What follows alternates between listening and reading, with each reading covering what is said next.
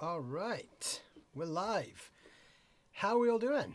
How is everyone out there today? Let me know if you can hear me, if you need more or less of anything, as always. Hey Peter, how's it going? Good to see you in early today. I do hope you're well and the heat hasn't been too much for you.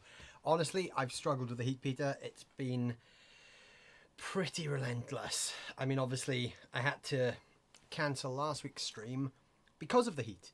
So, yeah, last week, obviously, sorry for the last minute cancellation as well, guys. Literally was getting set up for the stream about an hour before.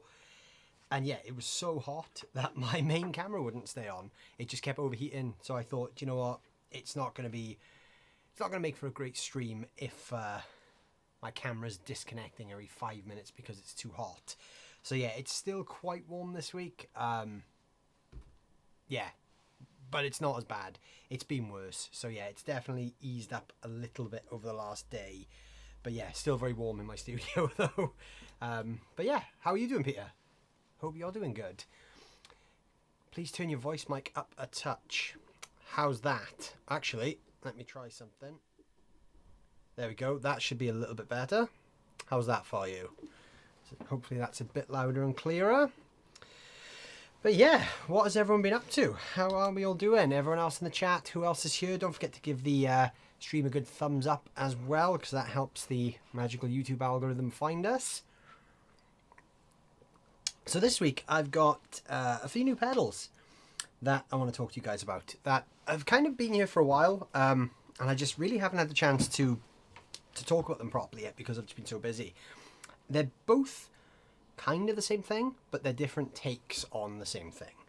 So in the delay world, a lot of people chase those kind of vintage, you know, big tape echo units that go for silly money these days, thousands and thousands of pounds on real tape echo units.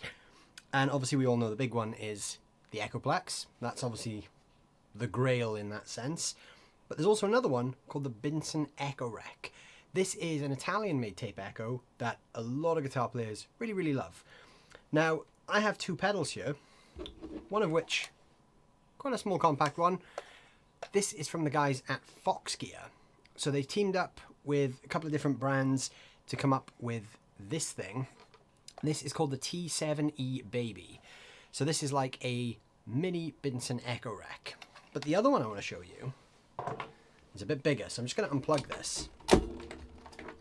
This is a bit of a hefty unit, and it's this thing. So this is not as pedalboard friendly, as you can see, but it's basically a big old tape echo without any tape in there, but it's actually tube driven, which is really, really cool. So this is from, again, same guys, it's Fox Gear behind it, but it's labeled as Gurus, and it's called the Ecosex 2 T7e. So you can see the T7e theme is similar there. This is the T7e Baby, which is the smaller one. This is the big one. This one is tube driven, this one is not. So they do have similarities. They're basically both based off the same 4-head Italian tape delay circuit, which is the Echorec. This one just has a few more bells and whistles, kind of closer to the original one, and this is just for you guys who want to take it out and play live. You could take this thing out and gig, but obviously it's quite hefty. It runs off a tube, so it runs really hot, and obviously it's got its own power supply, so it's a little bit more of a chunky unit. So do we have anyone into tape echo out there today? Because it's quite a divisive type of delay. It's not the easiest to use. I'm just plugging this thing back in. It's not the easiest to use because it's obviously, you know, you've got to have the space for something like that. It's not the sort of pedal you can easily chuck on a board. It's not like a Boss compact pedal or anything. Usually tape echoes live on top of your amp because they're actually separate units. It's really cool that they have downsized them to these kind of sizes though. So spec-wise, they're both kind of similar. There's not a huge difference really, other than the big one has obviously the tube circuit, but a few more optional extras. But a lot of what they do is the same. So they each have 3 different modes, which is Echo, Rep, and Swell. They both have a 12-way switch, which allows you to pick different combinations of the tape heads. They both have tone controls, swell lengths, motor adjustments. This one actually has a separate swell foot switch, which does something slightly different to the big one. But the big one allows you to control... Actually, the big one also has the age of damage control. Yeah, there's not a huge amount of difference really between them. This is just obviously a lot more portable. But yeah, what are you guys' thoughts on tape echoes? But I mean, that's a big one. Yeah, it is a hefty pedal. I mean, it's the sort of thing that you would need a big pedal board to justify taking it with you, I think. It's not going to be the sort of thing that you're going to put on a portable board. So, before we dig into them, I'm just going to pull them up on the website and show you a little bit of their kind of spec and everything as well before we start hearing some sounds. So the big one, the Ecosex 2, this is what they refer to as a real Binson multi-head. So obviously it's not a real Binson because it's not the real thing. It's a reproduction of the real thing. But it's a really kind of really authentic sounding tape echo. The tube really helps with that. Really gets you in the right kind of ballpark compared to the old ones, the way they used to sound. Price-wise, I mean, that's not a terrible price. It's not super cheap, but I mean, if we were to go and scour eBay for a real one, I think we'd probably be looking at substantially more. So yeah, there we go. I mean, you could pick one of these things up for £500, or you could pick a real Binson Echorec up for $5.5 grand. So this is pretty much what it's based on. So this exact circuit here is the original Binson Echorec, Echorec 2. Obviously there's your tape. So this is the real deal. This is what the pedal is based on. And I mean, even down to the colours and the way they've kind of visualised the pedal, they've really kind of gone in for that authentic look as well, which I think is really cool. Doesn't come in a case like that one though, but I think they've done a pretty good job in getting it looking pretty close to the original. So obviously the originals, I mean, that's a big price, and that's quite a big price for someone who might want to try tape echo. It's not the sort of price point that you're going to be picking that thing up on a whim, you know. It's going to be a little bit more of a save up for that kind of job. If it's got more than one button, it's too complicated for me, but I do love a good tape echo. See, I love the sound of the more vintage sounding delays. I personally don't really click that well with digital delay. I like tape echo, and I like the kind of analog delay thing because it has that kind of slight warble to the delay repeat. It sort of breaks up a little bit more, which to my ears is quite a pleasing sound. I don't use a ton of delay. Obviously, we've talked about delay a little bit on streams before, but when I do use delay, I like the analog thing. I like that kind of slight break up to the tone. Yeah, that kind of works better for me. But this thing, as I said, where's the page gone? This is probably one of the closest things you can get to the real deal, but obviously for essentially 10% of the price. So it runs off 12 volts because it's got a tube in there. All the Binson features, including 4 head combinations, or 4 heads with combinations. So there's 12 different combinations, 3 working modes: swell, rep, and echo. Adjustable motor speed to increase the overall delay time. So with this pedal, there is a little bit of tweaking, and you do kind of have to check the manual out a little bit as well, because there's a few things that you can't really work out from just looking at the pedal unless you kind of memorize some of the spec. So the Ecosex 2 T7e is not only a simple reissue of the glorious old Italian Echo, but an improvement. So quite a bold statement. Our thinking was about the well-known issues of the old units and the different needs of musicians today. So obviously what these guys have really gone for here is reliability. So anyone who's played with a real tape echo will know they break down because they're old and they run on tape. They're not the most reliable things for modern guitar players. So these actually have no mechanical parts, which is quite useful if you're a gigging player. So yeah, the combinations are what kind of... This is where the units get quite complicated, and I'm kind of learning this on the fly here because I've played this one a little bit, but the big one that I'm just talking about, I literally plugged it in for the first time 10 minutes before coming on camera. So I'm learning this on the fly with you guys as well tonight before I actually shoot my video on it. So I pulled up the manual because I thought this would be really useful to show you. So this is what I was telling you about. This is why you can't really tell all the settings from the top of the pedal, because the combinations matrix is sort of what gives us basically what all of the different head combinations do. So let me just go back to my main camera. I'm going to show you the small one because it's just easier to hold close to the camera. But you see that in the middle, we've got that 12 position switch, and underneath it there's 4 little LED lights. So depending on where I set that switch, tells me which of the 4 heads are active at any given point. Now obviously the combination of the different heads is what gives the different delay times and so on and so forth. That's the same switch that's on the big one. So back over here, we can see all the different combinations, and this is why it's quite hard to remember all this because there's so many variables. So we've got head 1, head 2, head 3, head 4. As we increase through the 4 heads, which is the first 4 positions of the switch, the delay time increases. But then we go into these different combinations. When you hit these different combinations, that's when you get all those kind of ping pong and dotted eighth and all kinds of other crazy delay sounds that you get from tape echo. So the first 4 positions are your standard, essentially, delay length, and then you adjust the length with the motor control, which controls the motor speed. But then obviously up to position 12, where you've got all 4 of these delays running in tandem.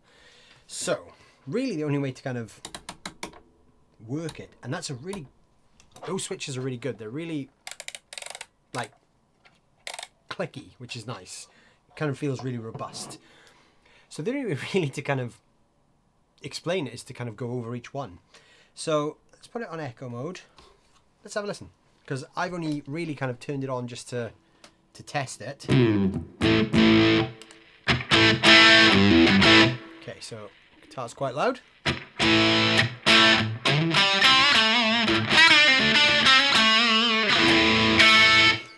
Okay, so that's not on at the moment. What would be a good neutral setting for this? So I'm just going to try and get everything at midnight here, just to kind of give a good kind of balanced sound on this. Okay. So, position 1. So we got that kind of slap back thing going on there. That is obviously the 87 to 160 range. So if I turn the motor speed all the way down, obviously you can't see me tweaking it because it's on the desk.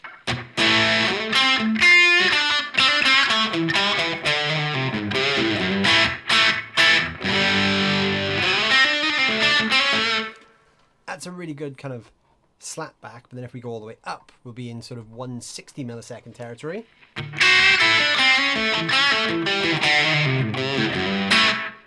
So slightly longer. So the extremes aren't that extreme. Short, long. So not night and day difference. Obviously we go up the heads, that's where we get more delay.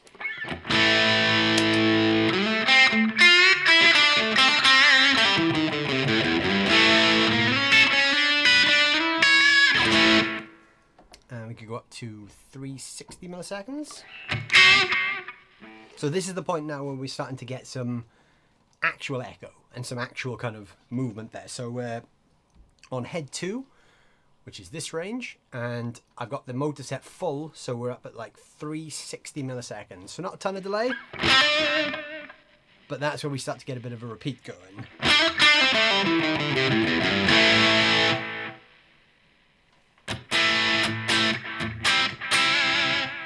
So now we're kind of getting a bit of feedback from it. So for me, that's probably about as far as I would really go with delay. Now what you can do is you can use the length of swell feature to get more, and that gets that going a little bit more. But really there's not a ton there. So let's check out number 4 now, which is 740. This is the most amount of delay. So that's as far as the delay goes. That's the max delay we get there.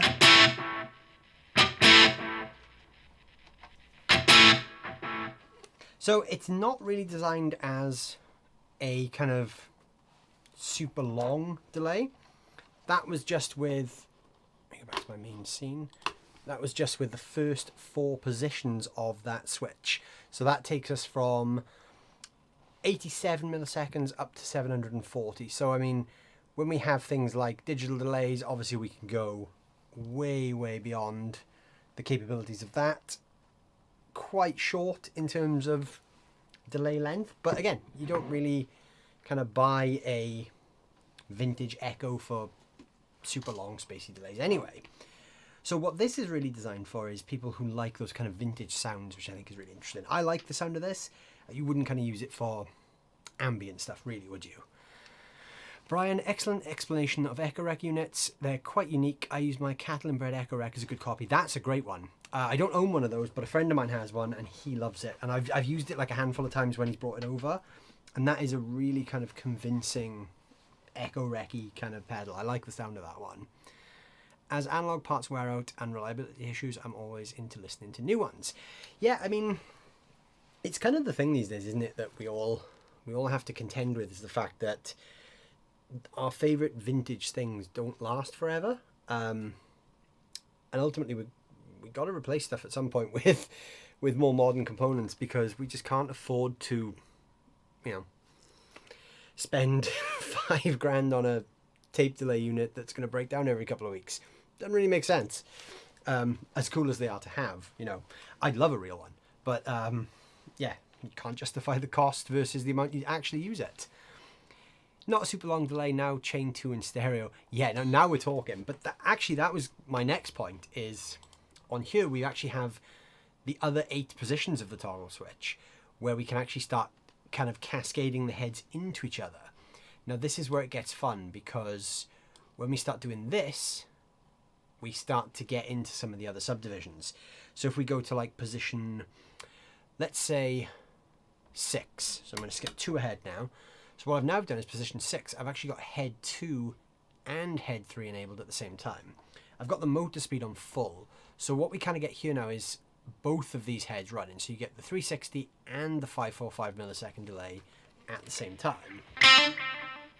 So you can kind of hear that they're kind of bouncing into each other. Turn the volume of the echo up.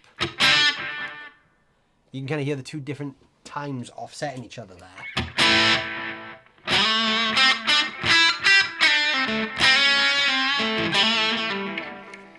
This is really now where the tape echo thing comes in. This is kind of what tape echoes are known for, is that cascading into each other thing. If I go to position, let's say, position 8, now I'm running head 1, which is my super short delay, and head 3, which is not my most extreme one, but more on the extreme end. So now we've got a bit more going on there.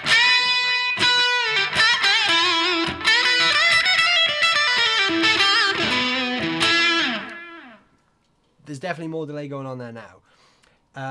What can we push? Let's push the damage up. So we get more of a, like a kind of a muddy sound. If the damage is all the way down, it should be a cleaner delay. So that kind of keeps the delay a little bit cleaner.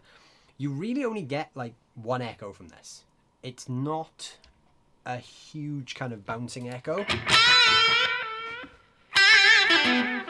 If you turn the echo volume up full, you get maybe 2 or 3.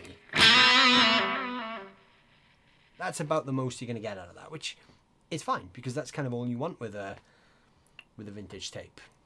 If we go to position 12, this is the big one now with all 4 heads on. So I've got all 4 heads on at once, each set to the max delay time. This is why you can't possibly remember all of these things, because there's so many combinations. That's the most echo you get from this thing.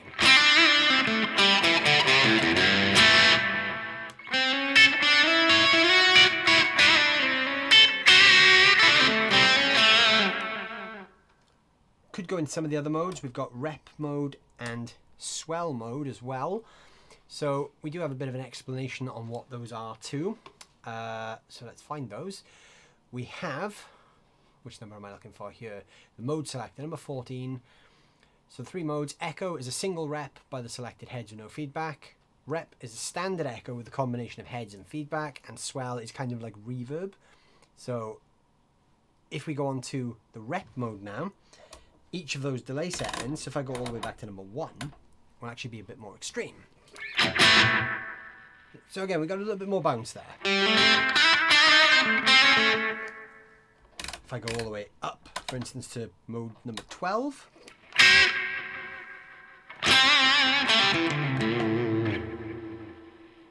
A bit more going on there.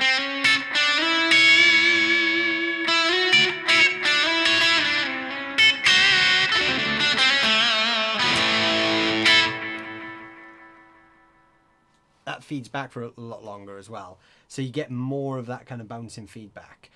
In this mode, you can get more of the kind of typical tape echo sounds, I think, rather than the 1 repeat. So like mode number 5, which is head 1 and 2 on at the same time.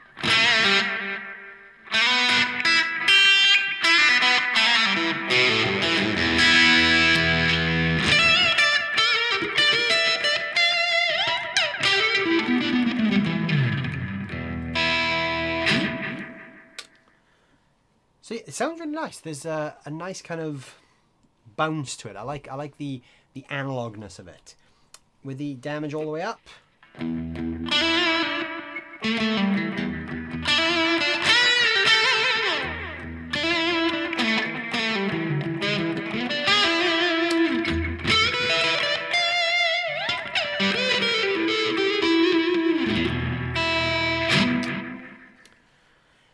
So yeah, that's really fun. I do wonder though, if we adjust the motor speed on the fly, if we get that kind of analog cascading thing.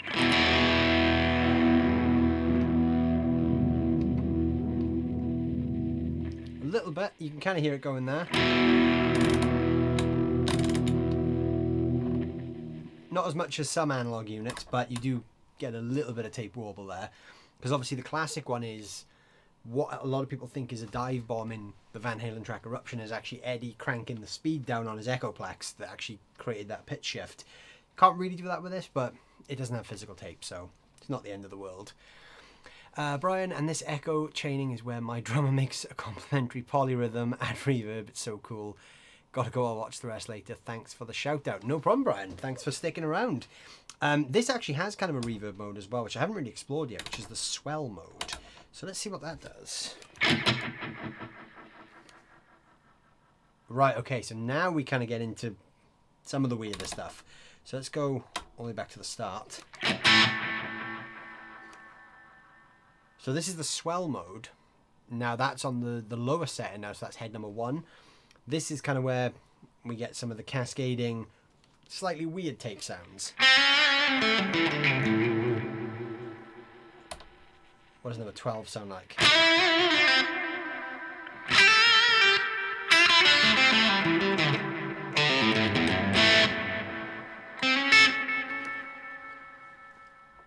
So obviously I'm pushing this quite extreme. We don't have to use tape echo in a really extreme way.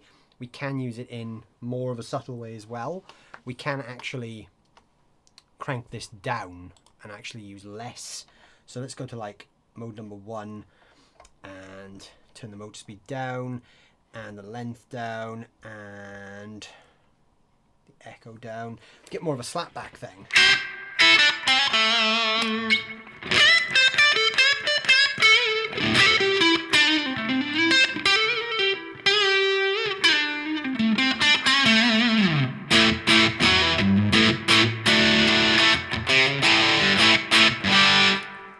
This has an independent EQ control as well, which I think just affects the tone of the repeats. So, fully bright. Oh, a bit of feedback there. And dark. No feedback on the dark mode. Interesting. But there is on the light mode, the kind of the bright mode. okay, maybe we can actually get some crazy stuff going on. Let's crank everything back up full just because.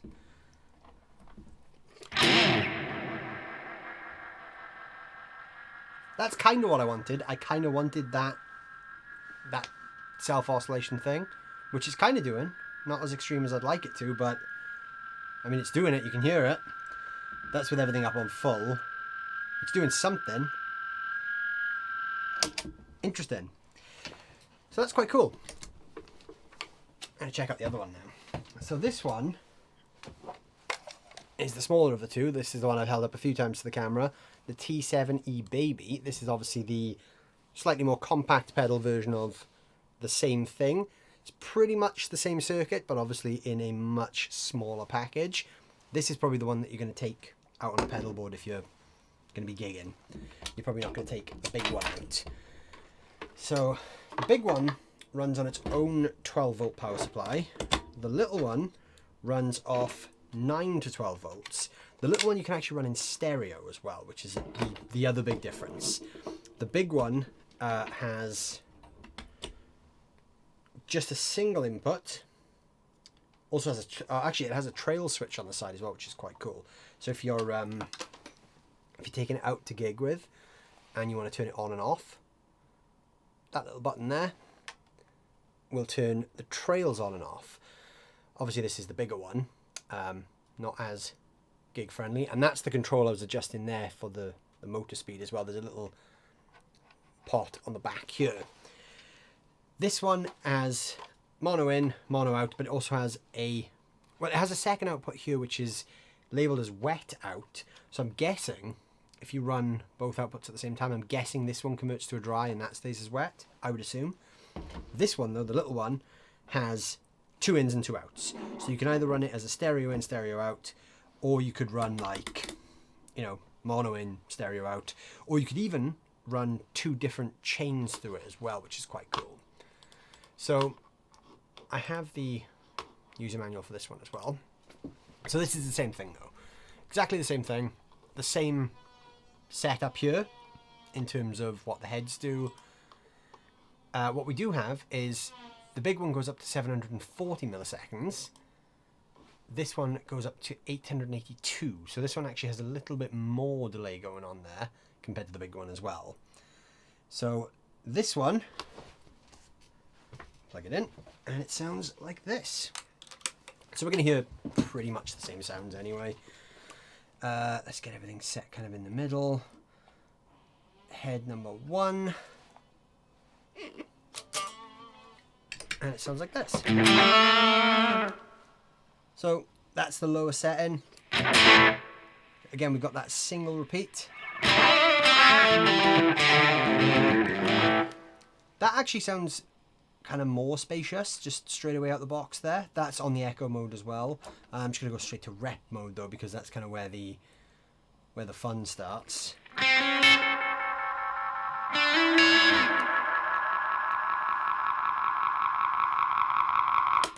That one actually self-oscillates straight away. Okay, so this one is actually going to be more fun. This is more of what I would expect from a analog-y tape delay.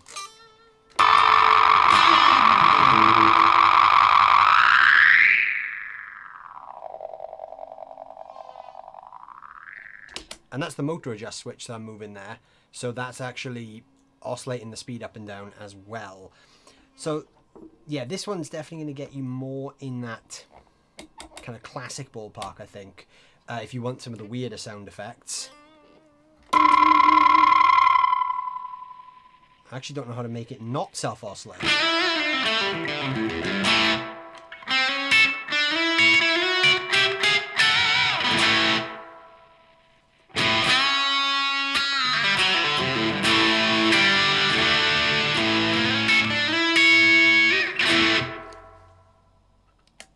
And the most extreme setting on this one, just because we like to hear things extreme.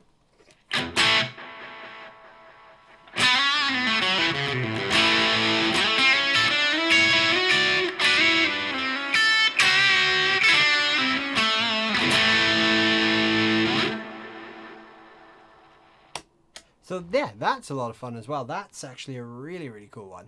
So this is the T7e Baby. This is the smaller one. This is the one that's going to be great on your pedal board there.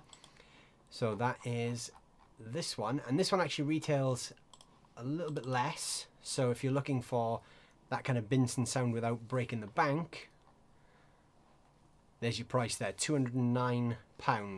So very good price. That's much more affordable than obviously the bigger unit. The bigger unit will set you back the best part of 500 and something. So yeah, I mean, I like the sounds of both. I'm looking forward to kind of properly getting stuck into these. Like I said, this is kind of, I'm learning these on the stream with you guys, because I've not actually had much of a chance to really dig into these yet. So this one has a lot of the same features. I'm just kind of looking at them side by side now. Let me just pull them both up for you so you can check out some of the features yourself. So they're kind of both more or less the same thing. So the big one has 7 different knobs and the motor knob on the back. And obviously the little one just has everything on the top unit, or top of the unit. So really the biggest difference is, so they both have a tone, they both have a length of swell, they both have the 12 position switch and the 3 mode switch. This one doesn't have the volume echo, so that's really the only difference. This one has a preset level for the volume that you hear the echo at, and the bigger one doesn't. And I apologize if you can hear some loud buzzing sound out the back. I think my neighbour is cutting their garden. So that's what that noise is, if you're wondering. That's not coming from me or this room. It's actually coming from outside. So yeah, really, yeah, the big difference there is the small one doesn't allow you to control the volume of the echo. So it's not the end of the world.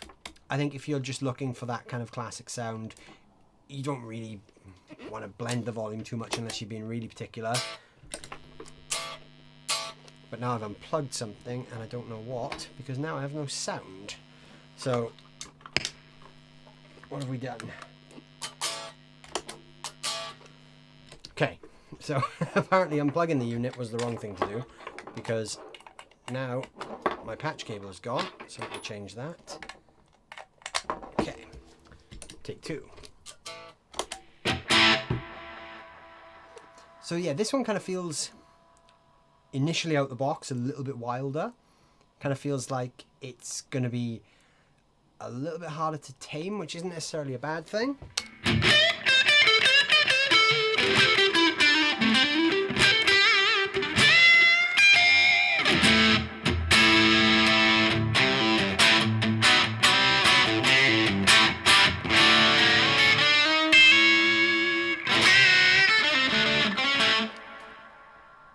They both definitely share a very similar tone. The smaller one is slightly brighter to my ears. I think the bigger one is a little bit darker. That's probably because of the tube. It's got a 12 AU7 in there. So again, that's going to add a little bit more of kind of the natural tube kind of saturation and compression versus the smaller one, which will be transistor based. So really that's the big difference. I like the sound of both of them, but I'd be interested to hear what anyone else thinks out there as well. And also, while we're on the topic, let me know what your favourite analog delays are, because analog delays and echoes are a lot of fun. My favourite has always been the Boss, the classic Boss DM2. I do think you are hard pressed to beat that unit. I've got mine. I've always got mine to hand, just out of hand. That's my go-to analog delay. Whenever I'm needing a bit of delay, this is always the one that I would gravitate towards. This is actually an original early 80s one. I think like 81, I think these things came out. But I do also have the reissue, the Wazacraft version, which sounds every bit as good as the original. The original has a slight advantage in that it's a little bit more analog, but yeah, both great. But this though, the T7e Baby, I do think this is going to be a delay that I'm going to get some good use out of. I'm quite enjoying some of the more slapbacky kind of sounds. Let's see, Let's go for something like a bit of a slower delay.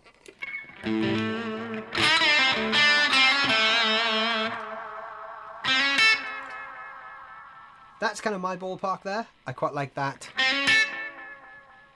One kind of little pop off there, and then it just fades away.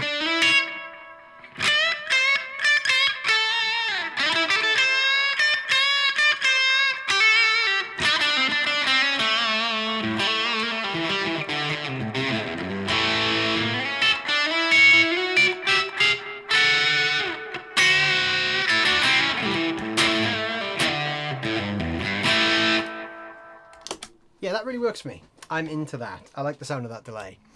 But yeah, let me know what you guys think. I'd love to hear what your thoughts are on those as well.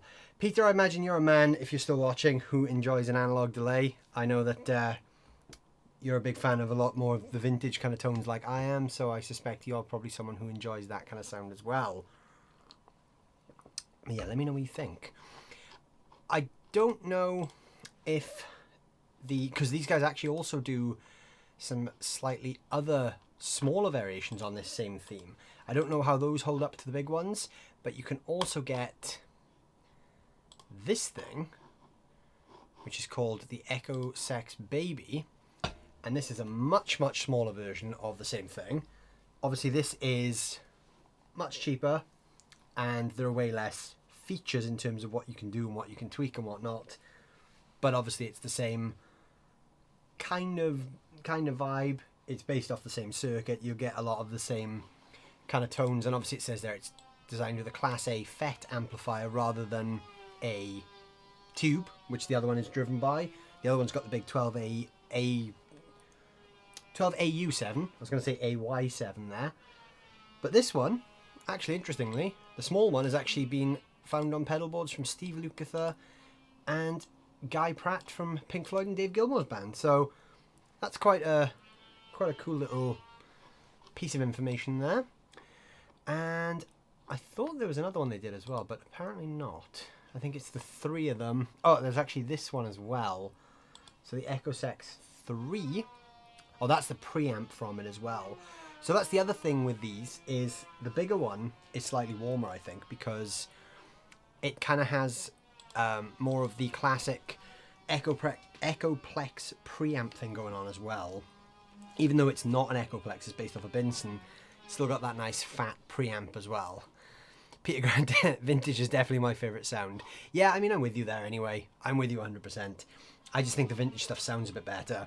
I just like the warmth that you get from an analog delay and like a tape echo. I think that's just something you just don't get from digital.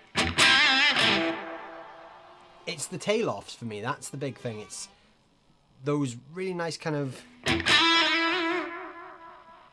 the way you can almost hear the pitch changing as the note kind of tails away.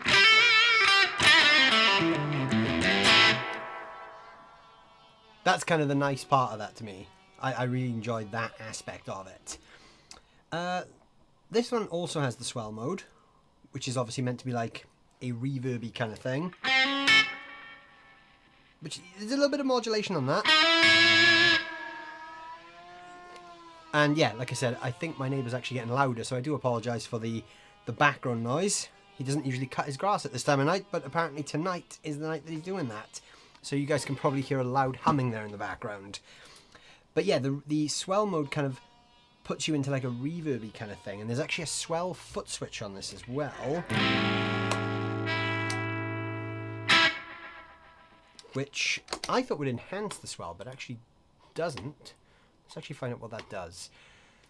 So the swell foot switch, I think it just turns swell mode on and off. So you can actually use the swell mode in this when it's not set on the control. Yes, you can. So you can essentially have two different presets on the smaller one. So again, that's a slight difference to the bigger one again, is the smaller one you can have that additional preset. So even if you're playing on echo mode, for instance, which is one repeat, you can hit the swell foot switch, and then I have more of that ambient kind of tape echo bounce going on.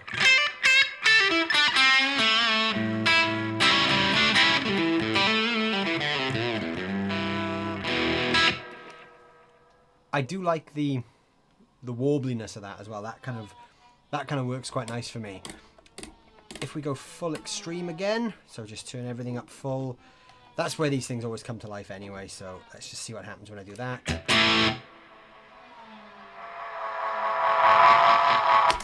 Right, that's where the fun starts happening, so obviously that's going to get quite loud. That's what we want the tape echo for. So we can actually control that in real time then.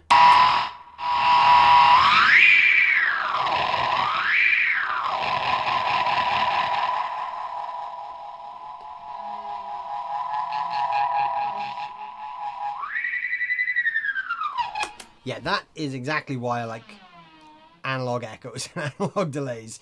It's not a sound you use all the time, but it's a good fun sound, isn't it? Like you can do that kind of Van Halen sweeping noise thing. I only play in my bedroom. I use a Fender LT25 amp and the built-in delay is digital but sound good in the room. I've never used an analog delay. I only have one pedal and that's a Crybaby. I don't get me wrong, I like a lot of digital delays, and digital delays I think are incredibly useful for a lot of things because they're so clean sounding and you can really kind of you can really dial them in, you know. Digital delays are really reliable, especially for recording. You can tempo the delay and it can be, you know, absolutely spot on to whatever you're recording or playing along with. I use digital delay a lot when I gig, especially when I'm on gigs where we play to a click. Digital delay is essential because you can tap tempo it in. Analog delays I just like the sound of it. I prefer an analog delay over a digital purely for the sound. It's the same as, you know, why do we like vintage amps over modern amps? It's the same argument really. Many people will probably say digital delay sounds better, and in theory it does in terms of, you know, quality of sound. My favourite digital delay, which I've mentioned quite a few times on the channel, is this thing. The Walrus Audio Mako D1.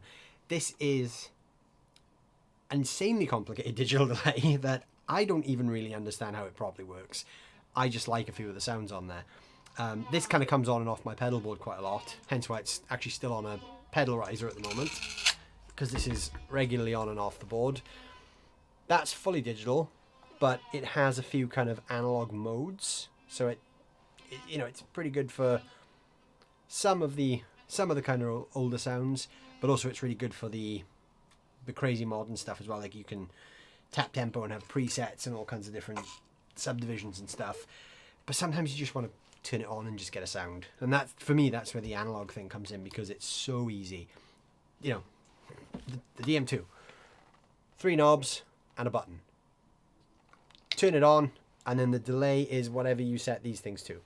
There's no menus, no presets, nothing weird. It's just, it is what it is, and that's why I like that kind of vibe. But yeah, I'm with you all the way there. Digital is not a bad thing. But yes, these are going to be coming up on the channel very soon. They've been in my backlog for a while now, so those videos will be coming up very, very shortly. But yeah, I thought I would just test them out tonight and get some opinions from you guys, see what you think of them, because I've not really had a chance to plug them in yet, purely just because I've been so busy. But yeah, it's nice to kind of plug them in and see how they sound. I'm impressed, and I'm playing through the St. James 6R6 as well, which is completely clean as always, and usual setup through the 2 Notes Captor X. And what else am I using? My drive is the Analog Band King of Tone, so pretty standard setup. And that's actually still self-oscillating. That's cool. It keeps going. So I haven't touched that pedal for ages, and it's still doing something crazy. So can we uncrazy that now?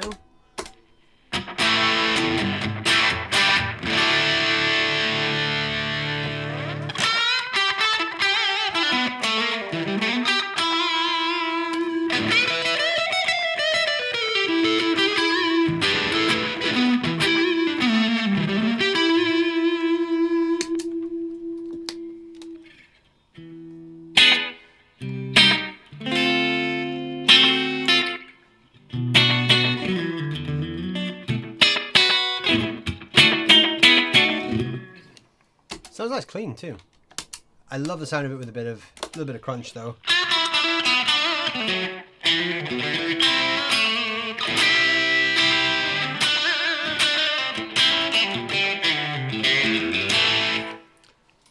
just a sound that just works, isn't it?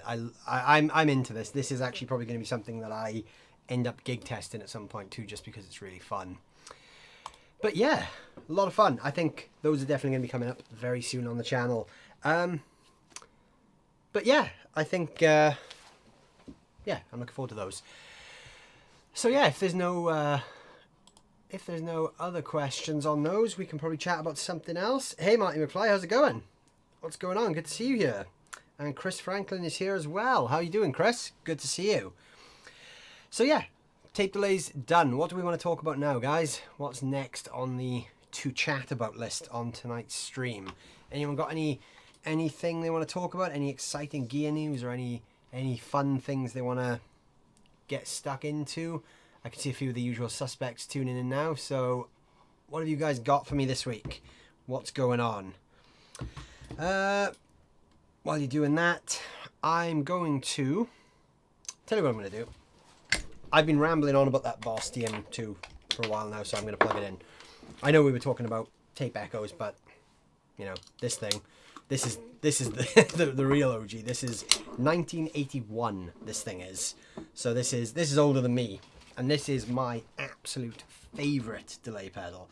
So even just with everything at 12 o'clock, this thing just wins at delay. See that warm bounce there?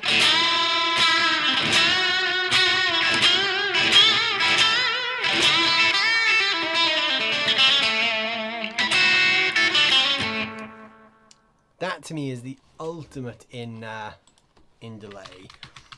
I'm gonna pull this up on eBay now because these ones actually are kind of going up and down in price a lot at the moment, and these are at the moment kind of becoming slightly more affordable again. So anyone who's in the market for a really great analog delay, you can actually pick these original DM2s up now for like less than £200 at the moment, which is insane because even like a year ago they were like, I mean, more in this kind of price range, so 260 plus, but you can actually get these for a lot cheaper now, which is really, really good. Because if you want analog delay, I do think this is one that just needs to be talked about. Just absolutely needs to be considered a contender for anyone's kind of analog pedal collection. I love the DM2. I think it's a really good one. I was wrong about the year. I said 1981. 1983 these came out, because they only actually made them for a single year, 82 to 83. I don't know exactly which part of that mine is from. Actually, there is some from 81. I thought they only made them for 1 year, but I know mine is quite an early one, so I guess mine maybe like, yeah, 81, 82. I don't know exactly, because at some point someone has removed the sticker from the bottom, which tells us all the wonderful information we need to know. But this is great. Even like max delay on this thing, it goes straight into self-oscillation. That's why this is fun. And you can do this. You can turn everything up full and just drop the repeat rate.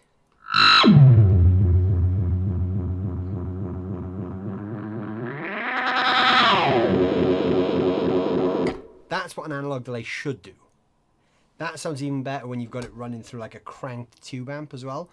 It sounds all right through an IR loader, but you know, you crank that thing up and it's even better.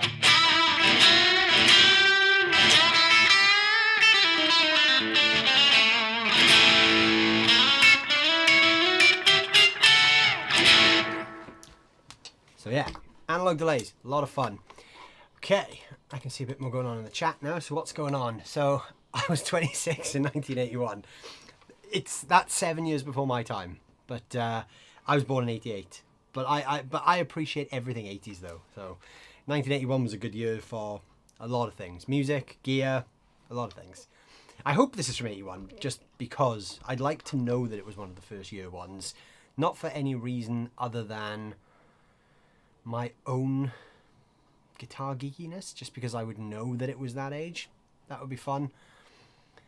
Have you played a Blackstar HT1R Mark II? Considering getting one, but mostly because they come in surf green or baby blue, not the usual black amp Tolex. So I haven't played a HT1. What I do have and use a lot is the HT20 Mark II, which is right there. So same circuit, same amp, pretty much. Just that's the 20 watt one, and obviously the one you're talking about is the 1 watt version. I've played the HT5. Same thing again. Sounds great. I've not played the one, but I have heard good things. I tend to run that one on 5 watt mode a lot, just because I like the kind of compressed sponginess to it. So what you would get with the HT1 is very low headroom, so it would be quite spongy, quite compressed, but it would sound good. But you wouldn't get sort of, you know, kind of super pristine cleans from it. It would definitely be better for crunch stuff. But it's a great amp though, and the colours definitely make a difference. Makes it sound better. It looks really good in surf green actually. I like the surf green colour that they did it on the 20 as well, which I thought looked really good. I've got the black one obviously, but the colour ones are really cool. Blackstar do some interesting colour stuff. They did a purple one as well, which was really cool. Gutted about Nita leaving Alice Cooper. Good on her for progressing in her career as she sees fit, but still. Yeah, that's a tough one. It's a very divisive question, isn't it?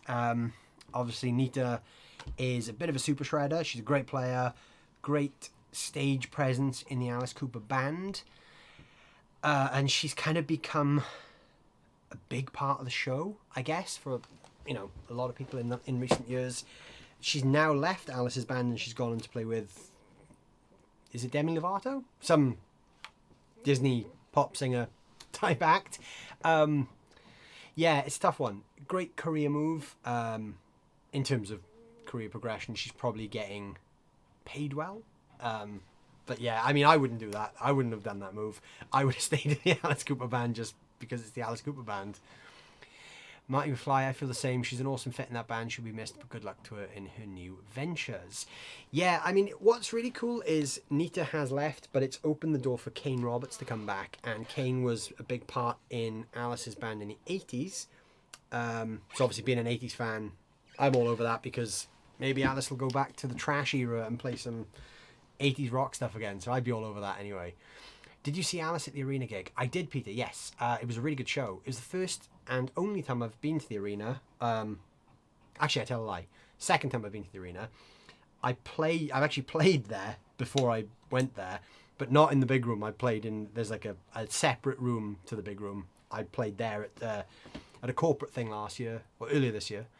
And then obviously went to see Alice Cooper there in the big room, and that was really good. That's good to hear. You might have pushed me towards the amp. I use a lot of Blackstar stuff anyway. HT1, although any of the HT stuff's really good. If you're looking for clean, like really, really clean, this thing, Studio 10 6L6, they retail at like 450-ish. That is a fantastic clean amp. And that's like 10 watts. So it's way louder than the HT1. But if you're looking for a sparkly, open, clean sound, I definitely suggest checking that one out. I will even pull some up and let's get over to Toman and have a look and see what we've got going. Toman will have plenty of Blackstars to talk about.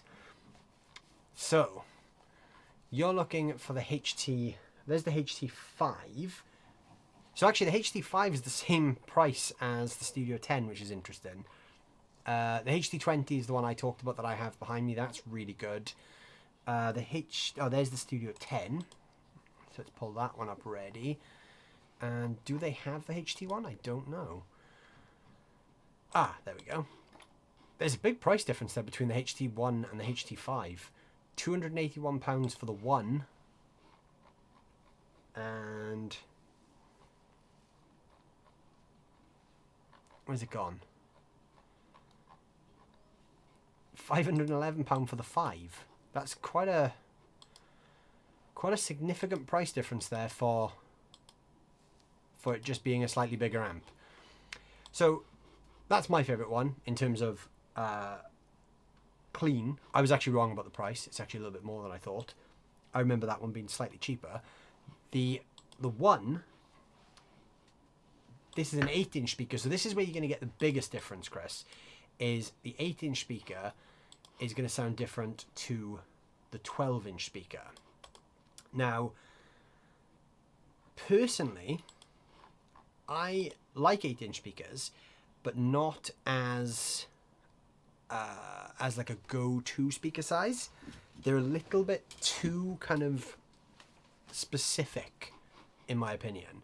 An 8-inch speaker is great if you want that kind of Fender tweed sound, because they have a really kind of cutting and biting mid-range. But if you want an all-round kind of rock sound, I think a 12-inch is hard to beat. So the HD one will be great. It will give you a very specific sound. What you could do is you could run it into a separate cab, and that would alleviate that problem.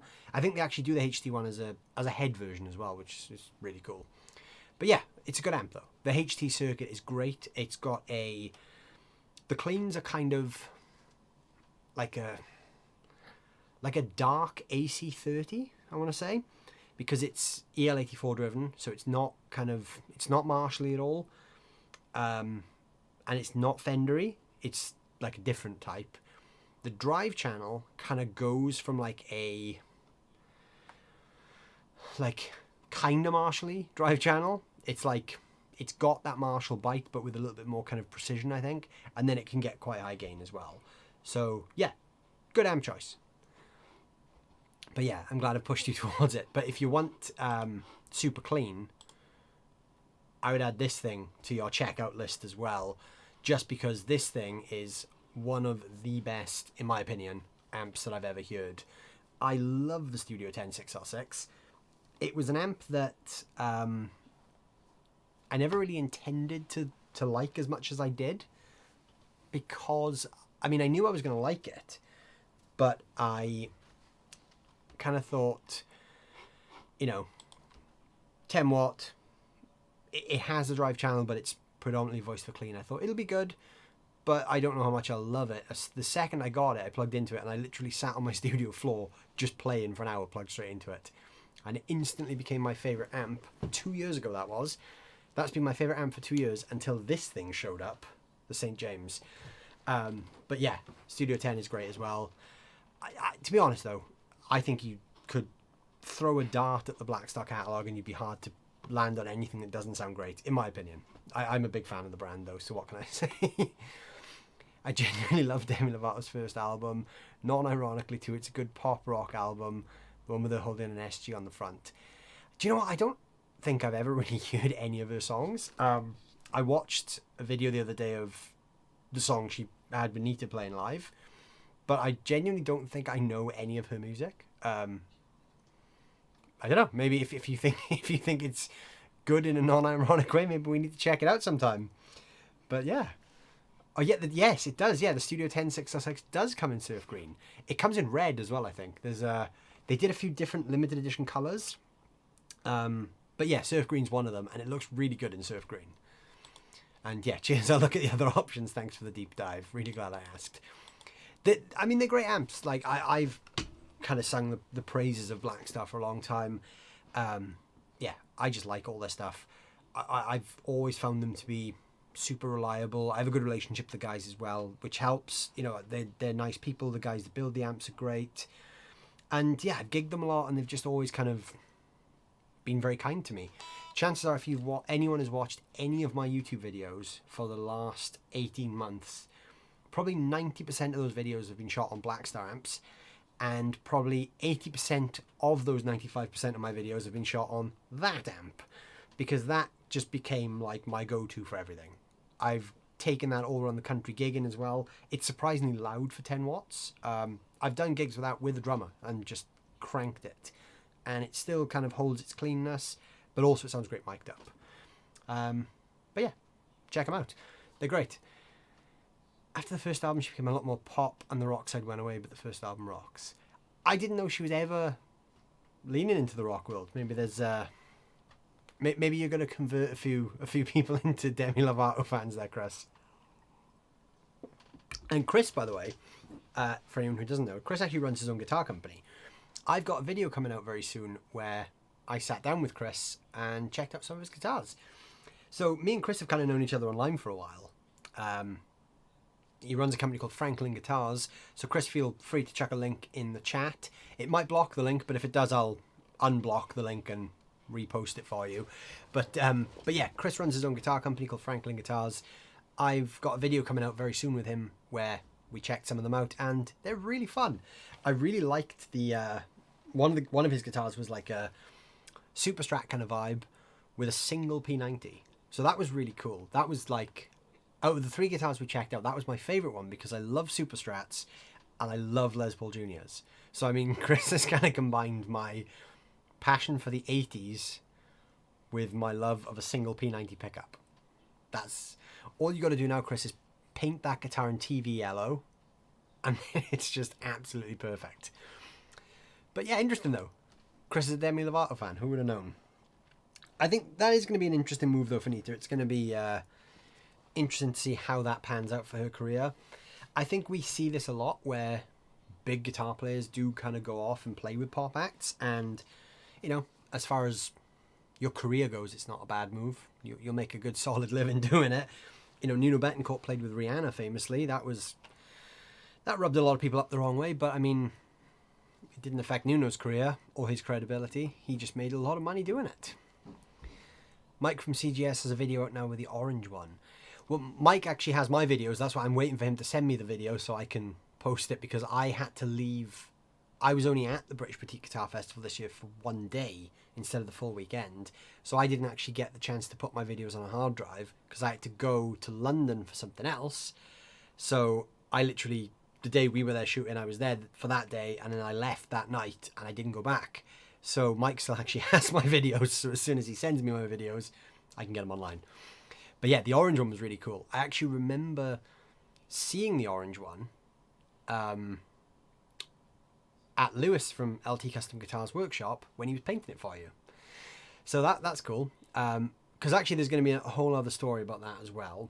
There's actually a guitar. I think I can talk a little bit about it, but I'm not gonna go into any detail. But I'm gonna show you something today. This is a guitar that we've been teasing this for a while online, both on socials and on the live streams.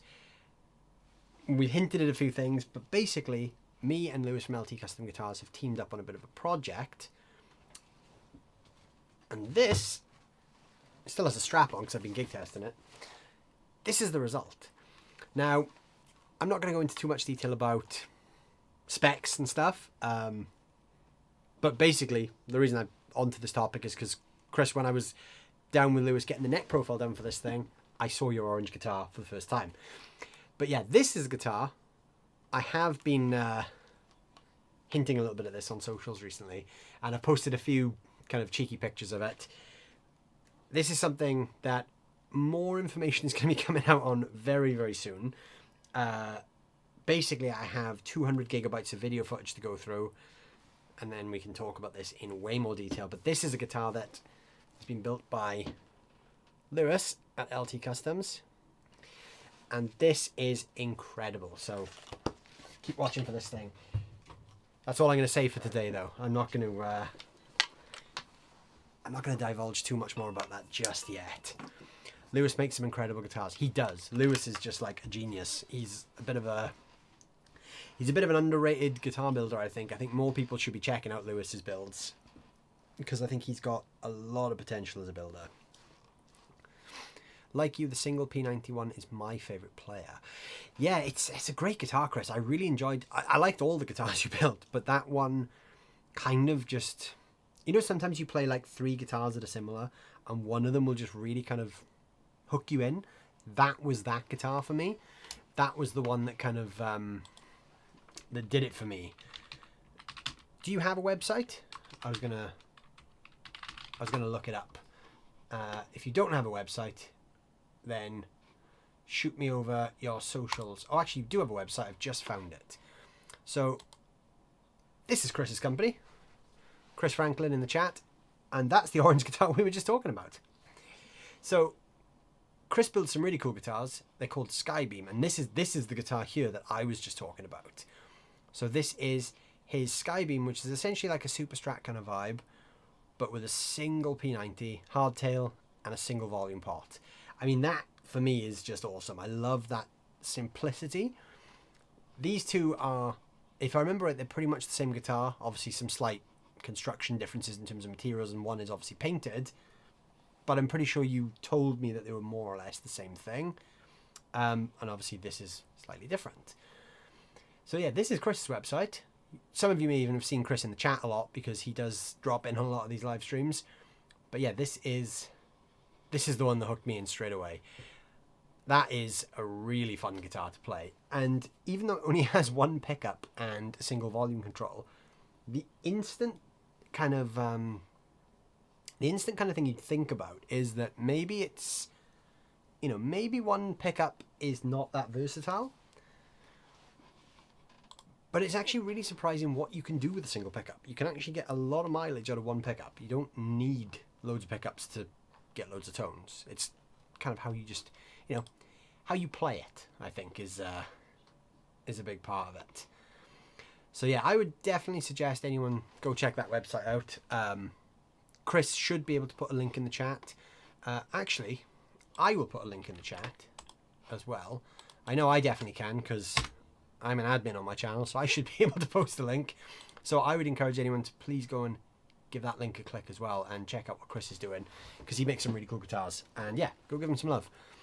But yeah, the single P90 one, I love it because I like single P90 guitars. I mean, some of my favorite players play those kind of guitars anyway. So like, I love Johnny Thunders from the New York Dolls, Keith Richards.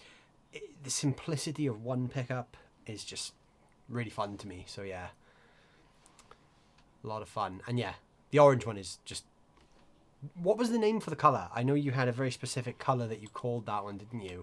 I'm gonna look that up now. I remember it had, there was a color name. It was either you or Lewis that told me what the color was based on, but I can't remember exactly what you said. But it was something to do with a car, wasn't it, if I remember right? So it's on Reverb, so anyone who wants to buy it, there it is. You can pick this thing up for yourself and give it some love. Pearlescent orange. I'm sure there was there not like a specific name for it though? Or maybe I'm making that part up. But yeah, that color is really cool. Chris has really cool neck joints on his guitars as well. So that is one of the things there that when you're playing it, just kind of makes it effortless to play, because the transition from the neck, like the sort of the middle of the neck to the very upper register, is just super smooth because of the way this is carved away. It's really easy to get right up there, and it's really kind of ergonomic feeling on your hand as well. All three of the guitars have the same neck join as well, pretty much, but obviously this one is painted and the other ones aren't. So if you look at my favorite one, for example, you can see the same neck join, but obviously it's unfinished because it's not painted in orange. Tangerine Scream, that's the one. Oops, I clicked the wrong scene there. Tangerine Scream, that's exactly the one. The Ford Focus ST color. So yeah, I knew there was some kind of link to a car theme there. It's a great name for a color as well. Tangerine Scream. It's memorable. It's a color that you're not likely to forget anytime soon. But yeah, I'm looking forward to actually seeing how that video came out, because I remember we had a lot of fun in the room making the video. So I'm pretty sure the video came out good. But yeah, that will be on the channel at some point soon. I just need Mike to send me the video, and then we can show it. I think we talked about all three of them in the video as well. We talked about the twin humbucker, natural Skybeam, and the orange one. And I know we definitely talked about the single P90 one, because I wasn't going to let that one go. That was the one that I kind of loved the most. And that one actually was the most affordable one as well.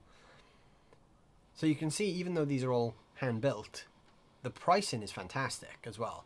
And I think this is something that, you know, I've talked at length on this topic with a few friends in the industry who build guitars. I think me and Chris have had this conversation. Me and Lewis have definitely had this conversation. Lewis from LT Customs and me and Jason from Maybury Guitars have also had this conversation, in that these days you can literally get a guitar built for you for less money than you can buy some of the premium off-the-shelf models, which is insane, because you could literally have like Chris build you a guitar, or Lewis build you a guitar, or Jason build you a guitar, and they'll cost, you know, £1,800, £2,000. But then if you go into a shop and buy a USA Strat, straight away you're in at £2,500. If you go in at custom shop level Fender, you're talking £3,000 plus. And these guys are building you guitars to your spec for, you know, £1,800 a go. I just think the way that the guitar industry is kind of shifting is really in favour of guys like Chris, like Lewis, that are building these guitars from small companies, because I just think you can get so much more for your money now, and it's more kind of tailored to you. That's why, again, I can't say too much about it yet, but that's basically the idea behind what this is. This is that exact practice. You want Fender custom shop quality for off-the-shelf price money. That's where we're going with this, and I think that's where we're going to see the whole industry kind of shift in the next few years, more in favour of smaller builders. Because, I mean, we've seen it with the pedal industry. We've got so many cool pedal builders that are building, you know, variations on classic circuits with a 10% improvement. And those are the guys that, you know, people are leaning towards. So I do think we're going to see this more in the guitar world. We're seeing it a little bit in the amp world as well. Yeah, it's an ever-changing industry. This thing that we were talking about last time on the stream, my Maybury Guitars upscaler, as he calls it, Fishhook Strat. I think he was selling this for like these. I think he would retail these if you went and spec'd one out with him for like, I think 1,500. I think he would sell one of these for. And I mean, come on, how can you get anything like that for under £2,000 from any company? It's a peely neck, lacewood fingerboard with aluminium inlays. The body, I can't remember the exact wood, but it's reclaimed wood. So that's what this is called, an upscaler.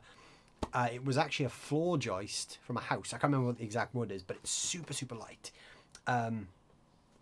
He uses Fender hardware for this one, but he will use different hardware depending on what you want. You're not going to get a guitar for that price from any of the big boys. So I do think we're seeing a bit of a shift in the industry. Yeah, it was a lot of fun with you, Mike, Bradley, and Jake. It was a really fun day, man. It was a really, really cool day. Jake, I'd never met until that day, and that was really cool because Jake is a bit of an 80s lover as well, like me, so we kind of clicked on a lot of the 80s stuff there. And Mike is just, you know, Mike's just Mike. He's a real great guy. He's a character. He's a good, fun guy to hang out with. I always enjoy Mike. He's a great player as well. He comes from the same kind of musical school as me in that we're both kind of blues guys. Like, interestingly, I kind of sit right between those two guys, because Jake is more of he loves 80s and he loves the shred thing, and Mike is the blues guy, and I'm right in the middle because I love the blues and I love the 80s. So the three of us together, I think we should form a 3-guitar band and have the best of the blues 80s shred guitar. But yeah, the good guys. Everyone there is great, to be fair, though.